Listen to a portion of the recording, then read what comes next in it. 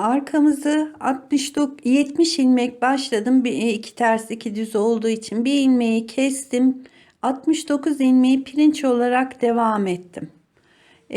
Öndeki sayımız kadar 29 tane diş pirincim çıkana kadar yaptım. Yine 12 ilmek aynı öndekiler gibi kestim.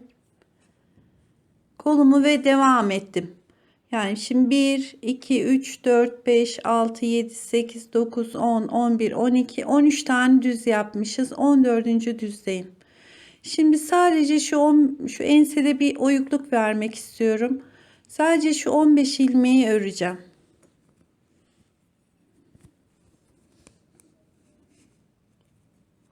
İki, üç, dört, beş, altı, yedi. Şu düzümüz, pirincimiz 2, 4, 6, 8, 9, 10, 11, 12, 13, 14 ve 15. 15 ilmeğimi ördüm. Geri dönüyorum.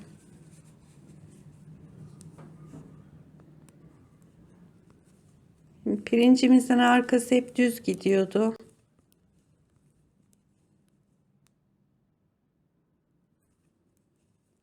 Şu bir tane düz ilmeğimiz ve terslerimiz.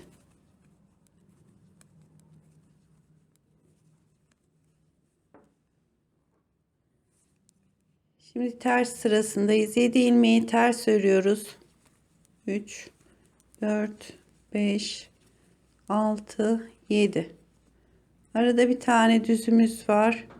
Şu pirincimiz 1, 2, 3, 4, 5, 6, 7 ilmekte pirincimiz var. Dönüyorum.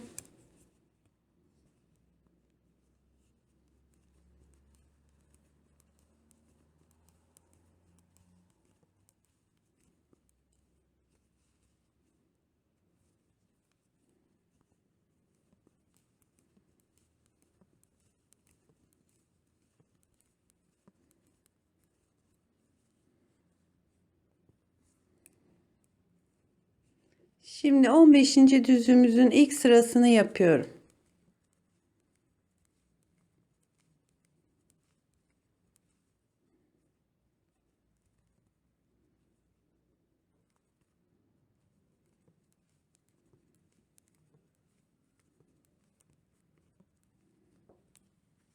Geri dönüyorum.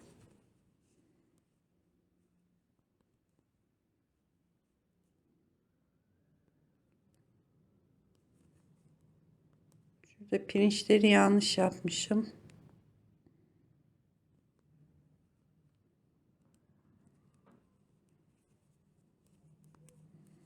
Bak, pirinçleri yanlış yaptığımız zaman şu düzlerimiz çubuk halinde gitmiyor. Onları düzeltiyorum.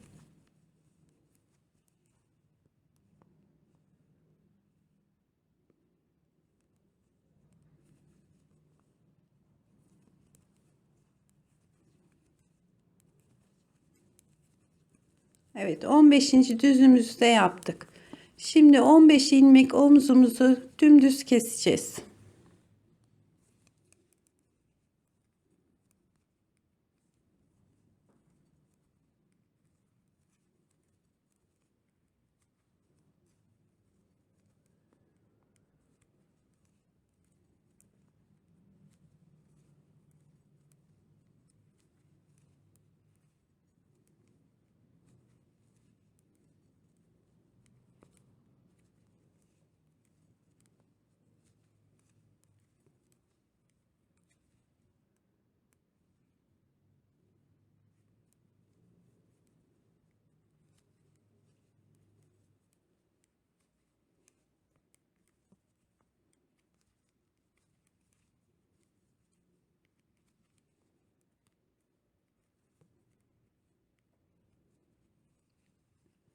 Şimdi şurada bir yükseltimiz oldu. İsterseniz burada ipinizi koparıp şuraya bağlayabilirsiniz. İsterseniz böyle koparmadan ilmek yürütür gibi bu ilmeği aşağıya doğru indirebilirsiniz.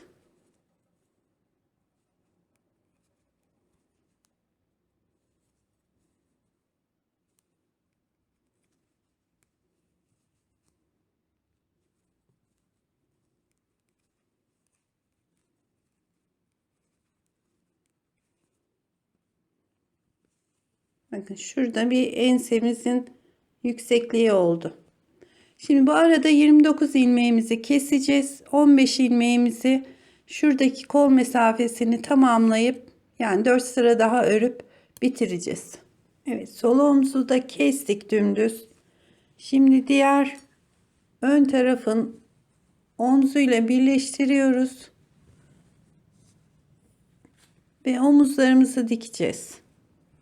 Şuraya ipimi bağladım.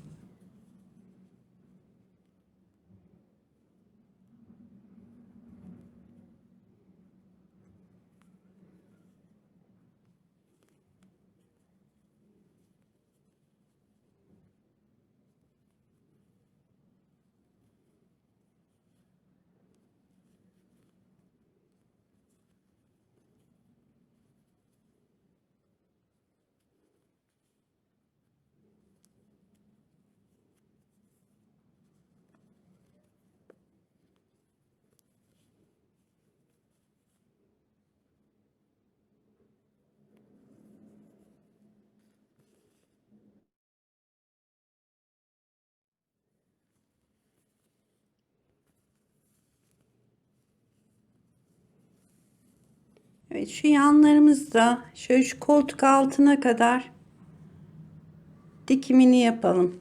Benim hatta şurada biraz payım var. Ondan başlayalım.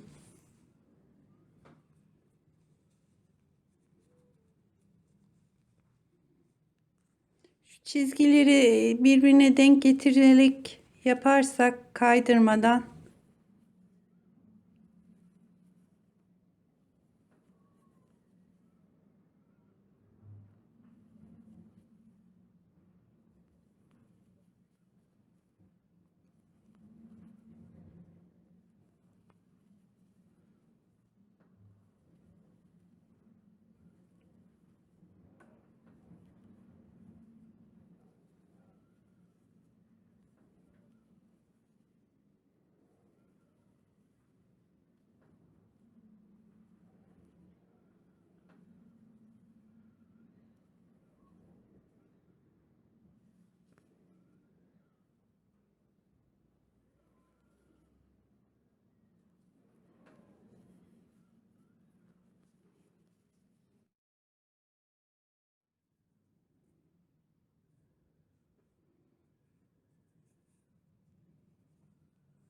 şunu şöyle biraz uzun bağlıyorum ki sonra saklayabileyim yine.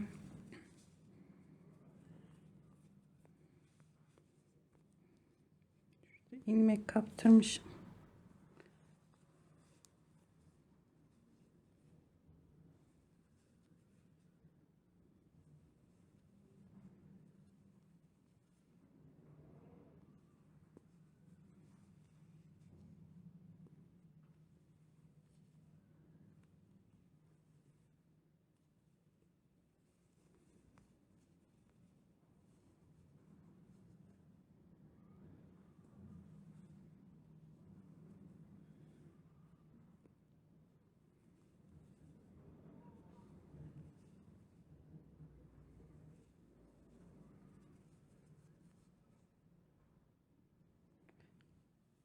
Kolumuzun altında böyle isterseniz iğneyle de dikebilirsiniz birebir.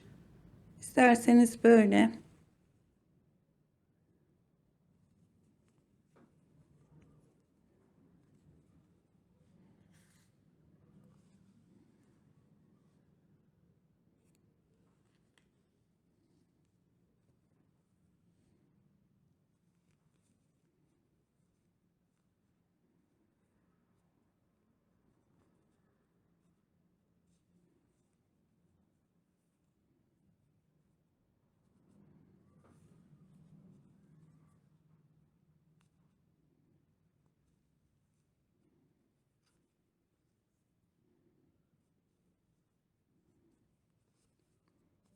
Evet, şunları da düğüm yapıp bitireceğiz.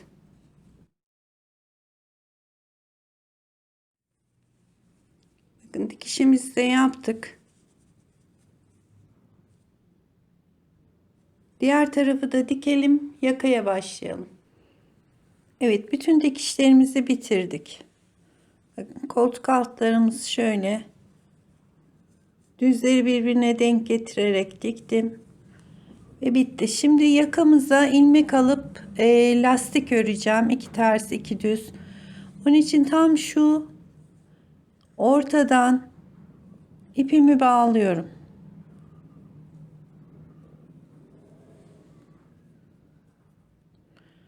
Şöyle daha sonra bununla da altını dikeriz. Biraz pay bırakıyorum.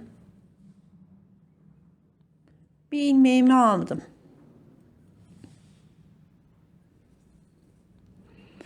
Şimdi ilmek alırken isterseniz şu yarıya kadar, yarıya bir, diğer yarıya bir. İsterseniz ben şu dikişe denk getireceğim dikişimi. Onun için buraya kadar ilmek alacağım.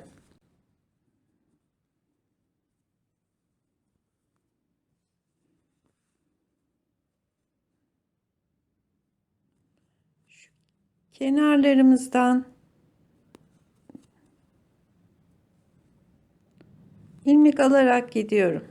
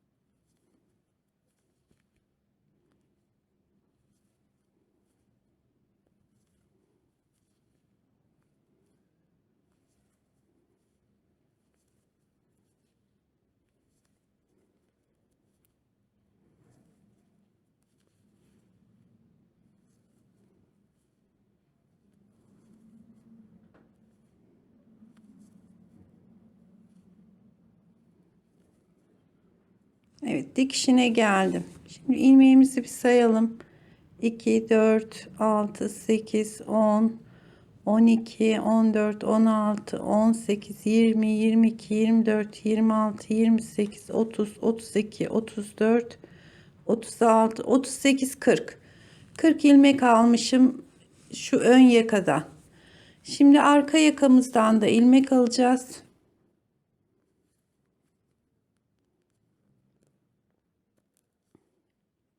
Bir.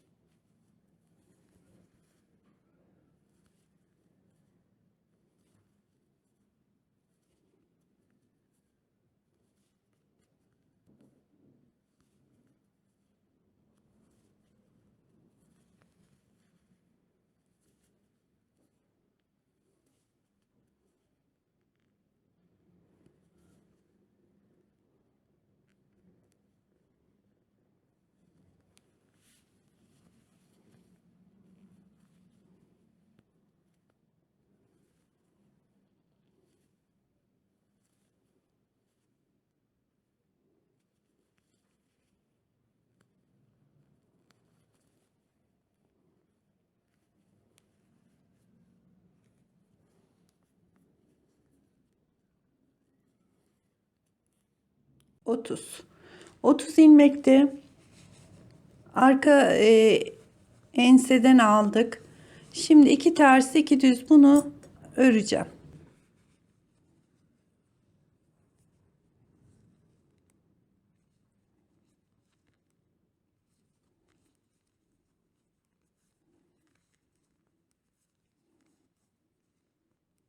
Evet, 70 ilmeğimi 2 ters 2 düz gittim ve geldim. Şimdi kahverengi ipimi yine bağlıyorum. Ee, Arada kahveden de aynı etek uçlarındaki gibi çizgi olsun istiyorum.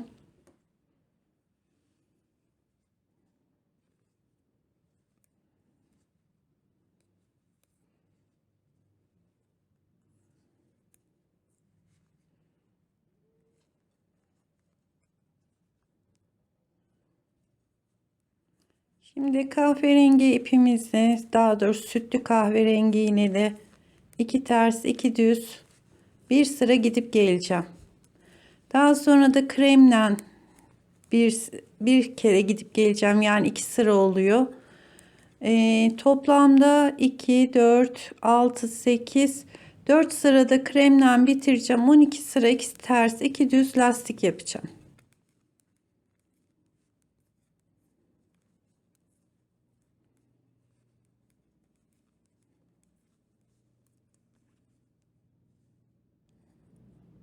Şimdi dördüncü sıra kesmeyi yaparken yine her zamanki gibi düzlerimizi düz olarak kesiyoruz. Ters ilmeklerimizi de ters olarak.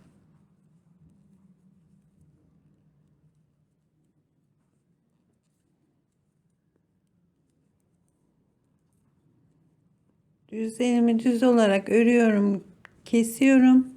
Terslerimi de ters olarak.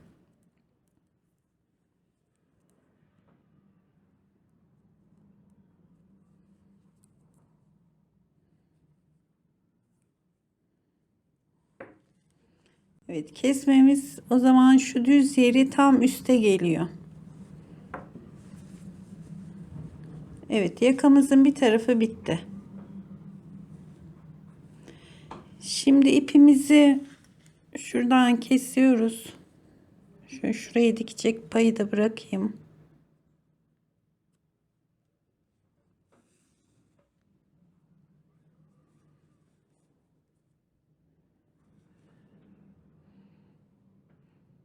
Ve son geldiğimiz ensenin bittiği omuz dikişinden tekrar ipimi bağlıyorum.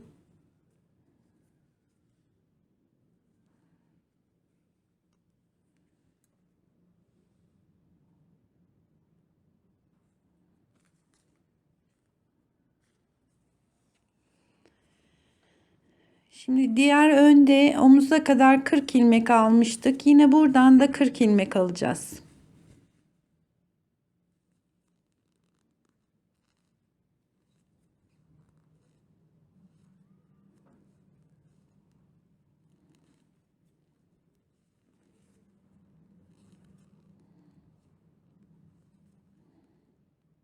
Evet, 40 ilmeğimizi aldık. Aynı diğer taraf gibi 2 ters 2 düz lastiğimizi öreceğiz. Yalnız şurada şeye dikkat edin. Ters de bitmiş bu taraf. Şu 2 ilmek düz olacak. Ona göre düz ters olarak hesaplayın. Burayı da bitirelim arkadaşlar. Süveterimiz bitiyor. Evet arkadaşlar, süveterimizin yakası da bitti. 40 ilmekte bu tarafını ördüm. Şimdi bunun dikişi var. Dikerken şöyle birbirinin üstüne bindireceğiz. Onun için şunu şu alttaki yere tutturacağım.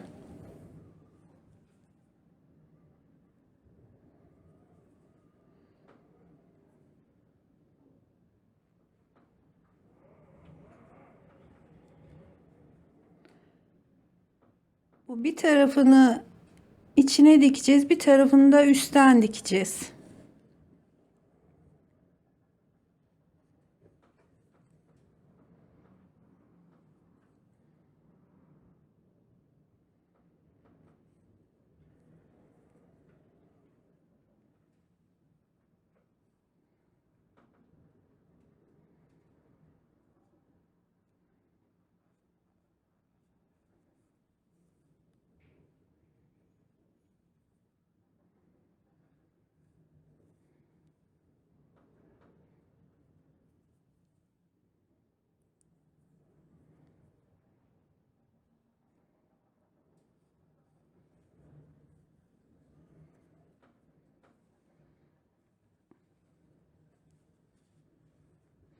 Evet, bakın şunu şöyle yatırdım, o tarafa diktim. Burayı da getiriyorum bunun üstüne.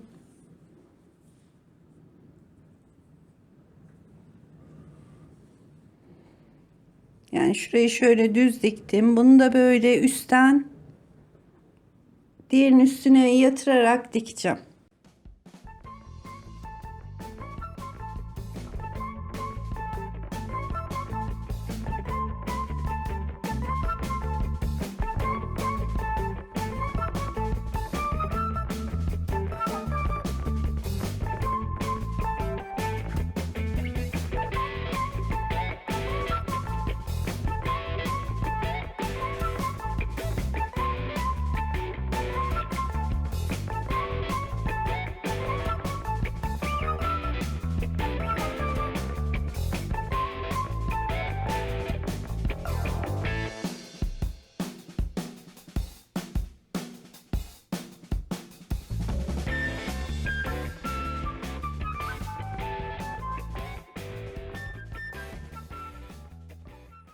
Şu diğer ipimizi de düğümleyelim.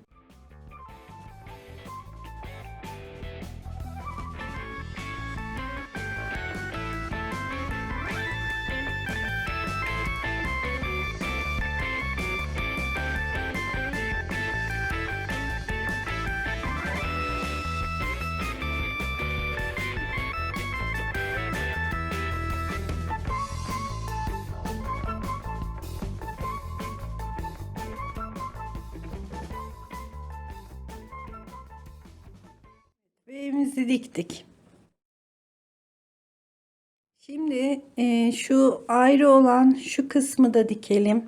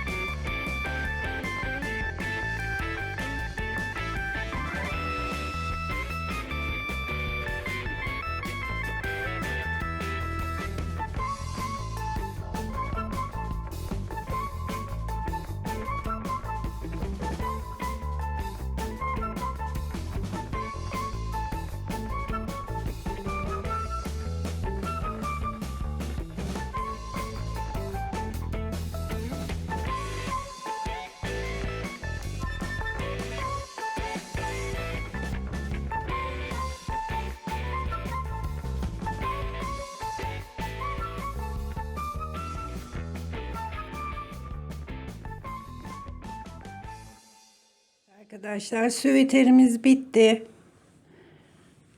Arka görünümü böyle.